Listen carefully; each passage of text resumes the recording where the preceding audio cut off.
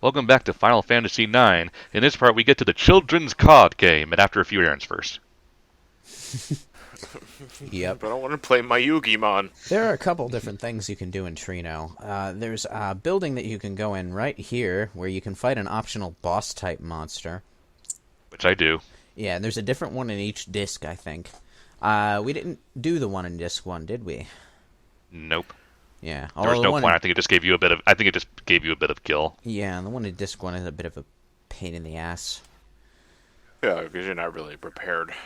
Yeah. But in this one, we have Zidane's new ability, Thievery. When did we get that? I got it from the new weapon I got for him in Alexandria at the start of the disc. I forgot Oh, you could okay. even get thievery this early in the game. Well, that's gonna make things a bit ridiculously easy, isn't it? Yep. So in Disc 1, it's a Griffin, which you can begin encountering on the outer continent, so it's kind of a sneak preview. Now here's the thing about thievery. It costs 8 MP. A ridiculously small amount of MP. So after For something that can do max damage, yeah. Yeah. So yeah, and look One at shot. You one-shotted that thing? Well, that's because I stole so much. Yeah, and that's like maybe 2/3 strength at best. Yeah. The thing is, after you max it out, when you go into trance, Grand Lethal, the ability that replaces thievery, costs more MP for the same effect. Yeah. So it's the same exact spell, but it just costs more MP. Yeah, it's Yeah. like, hey, if you didn't bother wasting your time stealing, then we're going to charge you more MP to do the same amount of damage. Okay, so In a basically sense. you want to avoid trance with Zidane after this. Wait, what? Wait, We're going back to did Got some Dolly. coffee to pick up. You walked all the way back to Dolly. Not that far. I think there's like one gate. Yeah, you Separating. just pass through one gate and you're there. Yeah, there's geographically, Dolly and Trino are very close to each other, but you couldn't get through the. Wait, did the- you get? You just So- got a Braun action figure? Yeah. Yep. There are little action Yeah. figures and toys of different things in the game, just key items that you can collect for the hell of it. You also want to get the mayor's key. Now, if you tried coming into this house while we were at Dali before, the mayor would turn around and in an action that would set a precedent for RPGs everywhere for years to come, he tells you to get the fuck out of his house. So you can't actually. Well, I'd never. Yeah, you can't actually explore unless he's asleep. Interesting tidbit about the creature that Ryan slayed earlier in Treno. It's the Catoblepas. I never remember how to pronounce this thing. Oh, that's Catoblepas. that's another mythological thing because that's a Yeah. that's a Shimigami Tensei demon. Yeah, I've seen it in plenty of other RPGs. I still remember how to pronounce its name correctly. But if you manage to reduce its HP down to 1, it will counter with Limit Glove and do max damage to whoever hit it. What's Limit Glove? Limit Glove was the Grand What I Dragon used to- Slayer. Oh, that. I came back here to get some coffee. Yeah, the Berman coffee. One of the coffee items that you can trade to the guy at the windmill outside this place in exchange for an airship model. Yep. Did you get the other one already? Yep. Yeah, so you have both of them already. Okay. Mm-hmm. Yeah. Oh, I love Dali's theme. In terms of the other enemies you can run into in the Trino Monster Challenge, I already mentioned the Griffith and Ryan fought the Catolpas earlier. So after that, there's the Amdusius, which you can fight after getting the airship, and he gives you running shoes if you beat him, and you can just fight a full-out fucking behemoth in a Disc 4. Yeah. The behemoth. Though, do you fight those at any other point in Disc 4 too? Because those are usually end-game Final Fantasy monsters too. You fight him in Memoria. That's the final dungeon. Yes. Okay. Because that's normally where they are. I remember they were at. The behemoths were one of the enemies that they just straight up played the boss music in the final dungeon in Final Fantasy 4 for, if I remember correctly. Yeah. Which was You really gotta- weird. You gotta love this guy. His life is complete now that he's drunk all the world's rare coffees.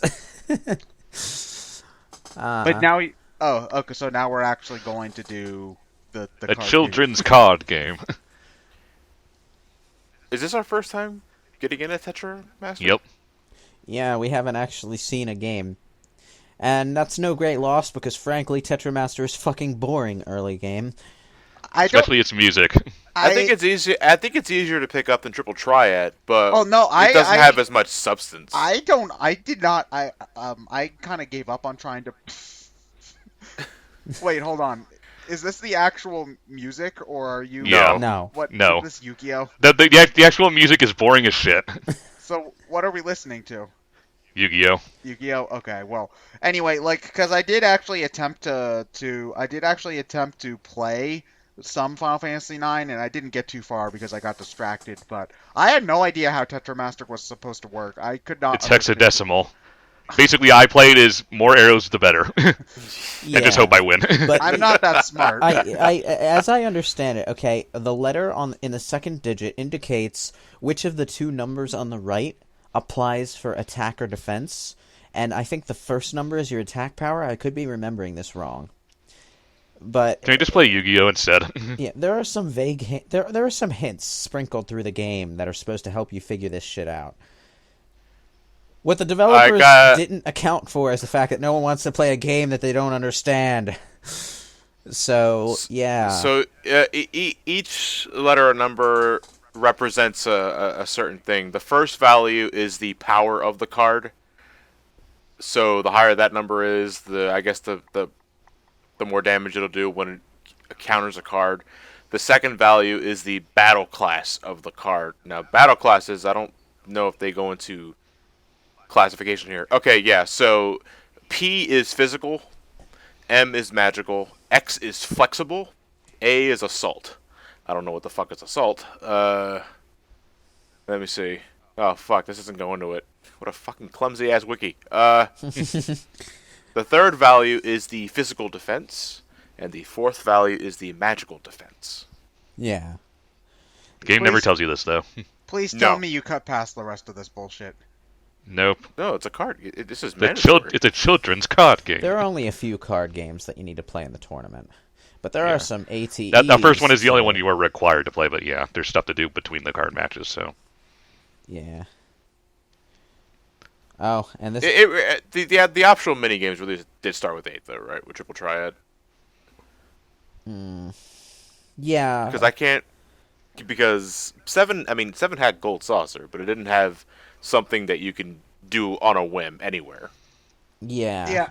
Yeah, you know, it's specifically card games that you see in a lot of RPGs, because I know that, like, KOTOR has that card game, too, which, I don't remember what it's called, but I remember at the very least being more comprehensible than this was, so, you know, that's not that that's an achievement, mind you, but still. And Vivi's visiting his grandpa's cave.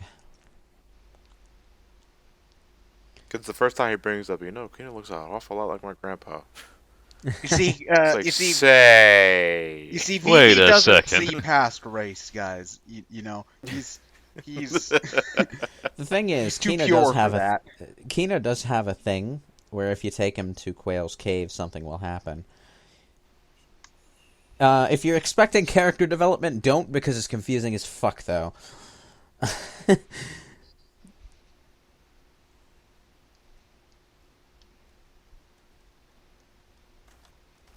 So are Freya yeah. and Amaranth just gonna bicker the entire game? No, they just don't care for each other. And they know this, so they just decide not to talk often. Yeah, they cool off toward each other as time goes on. Freya's entire reason for coming along on this trip, though, was to take the opportunity to investigate the auction hall, since it's known that Kuja is connected to the place. Look at that! Like, we're being proactive. That's actually very nice. Okay, and at the time of this recording, the PlayStation Experience just debuted another 7 remake trailer. Oh shit! Whoop-de-doo. Ryan, win the card game faster. Is there like gameplay, or is it just more CG cutscenes? Well, I'm friends with Digital Alchemist on Twitter, and he's going nuts over gameplay. So I'm assuming, yeah, they're showing gameplay. Okay. Fantastic. Ryan, win the card game faster. But more Tell them- importantly, tell- children's card game. Tell them you're the flaming amaranth. That really grinds their gears. Oh, and here we go. Speaking of the flaming amaranth, it's the scene where Amaranth and Zidane had their first encounter. Oh wait, hold on. This is a flashback and not like Yeah. actually happening. Okay. What happened was Zidane stole something from the auction house and he's going to blame it on Amaranth. Oh, okay. Zidane, why do you always have to be such a dick? So yeah, he was actually guarding the auction hall, and Zidane tricked the other guards into thinking that he was the thief. Yeah, Zidane, And then you're he a just dick. walks away. I like how they're yelling, "Don't run away!" But he's just walking away, knowing that they're too chicken shit to follow. To be fair, if I saw a guy who looked like this, I wouldn't want to fight him either. How the hell does he see with his hair styled like that? I have no idea. The hair is his eyes. Yeah. I don't even know what this guy is. We may have gone into this earlier, but I believe he's maybe some sort of class of ogre. Maybe. But, The guy's over 8 I feet think tall. it was Marcus we were talking about when we said that. No, we classify Marcus as a goblin. I definitely get ogre designs with Amaranth. There's actually a size comparison chart in the conceptual design for this game, and Amaranth's over 8 feet tall. Wow. That's pretty common for concept art, is to have like a lineup of all the characters to see how big they are. It helps keep things consistent. Well, yeah, but the concept art also, I don't think, used the same style as the rest of the game. Oh, yeah, and this is how Quail found Vivi. Just fished him out. Fished him out of the ocean. And then you guys said that Quail was planning on eating Vivi, right? Yeah. Plan was, yeah. Oh, but Yeah, but he no, just said it right I there. tell a lie. He didn't fish him out of the ocean. He fished him out of the mist. There's no water here. I don't think No, there is. there is. Really? Huh. Right below this place is where you find actually bubbling seawater, Huh. which you go back to the with the gold chocobo. Yeah. Okay. Strange. How many goddamn card games do we have to play? You have to win 3 rounds. In order to get the rebirth ring, you said? Yep. And you can save scum, right? Yes. Okay. Keeping in mind, we're in disc 3, and Ryan only has 2 rows of cards. Yeah, I still win.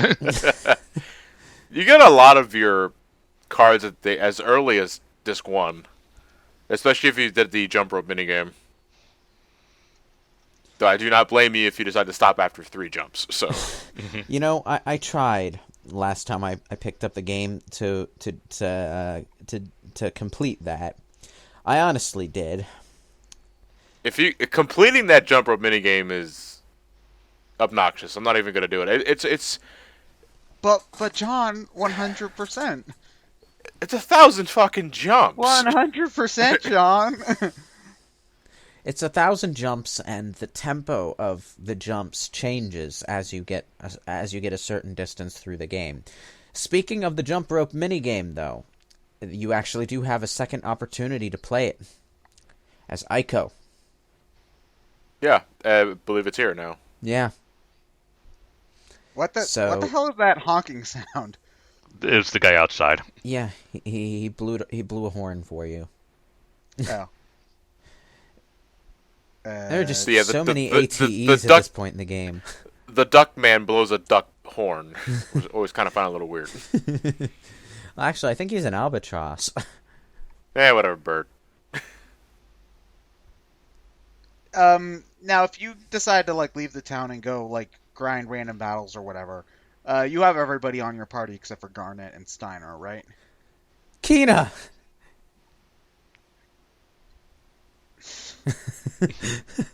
Well, that just got dark. Oh, man. Jeez. Yeah, that shit just got really dark. Kina, you moron. He jumped into the water because the light on the water looked like food. And the guy just thought he was committing suicide there. I saw Yeah. that was dark. Also, who the heck is this I guy? want to go back to playing This is children's Dr. Todd. COD games. Yes, Dr. Todd. We saw him playing times earlier. Yeah, but what does he do? I don't remember. Oh, okay. him. Oh, you're actually questioning like, wait, who is he? Yeah, like I don't remember seeing him at any point before like the first part of. He Disc is Garnet's teacher. Yeah, Okay. and as you can see, he's got this study and workshop here where he's got a half-constructed globe of the planet. So he's a scholar as well, and It's a hobby. Yeah, so that's nice, I guess. You can hear a couple mentions of him early on in the game if you walk around Alexandria Castle, I believe. Okay. All right, because I don't remember him at all. So, okay. I think this is also the first time when we start getting info on the crystal of this game. Yeah. Yep. Well, the 'cause- crystals. Yeah, sorry, yeah, there is technically two. So Yeah, oh, because and Aiko is being called to action by her Moogle friend. was it a beeper? I- Saying, Oh, fuck, and my it move was turns going out- off. Excuse me. That the champion is actually Sid. Although, since Sid is an Uglop, Kind of important and kind of important. since Sid is an Uglop, Aaron here is standing in for the champion, and so and Sid is masquerading as Aaron's pet Uglop. ew. Yeah, so.